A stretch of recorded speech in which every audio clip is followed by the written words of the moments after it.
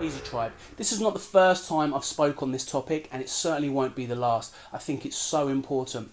This whole thing, this underground music, all of these wonderful genres we have, they were built on the voice of the underground. Us collectively coming together, making noise, making things happen, starting our own labels, starting our own nights. We didn't rely on corporate funding or majors to do it for us. We did it as a collective.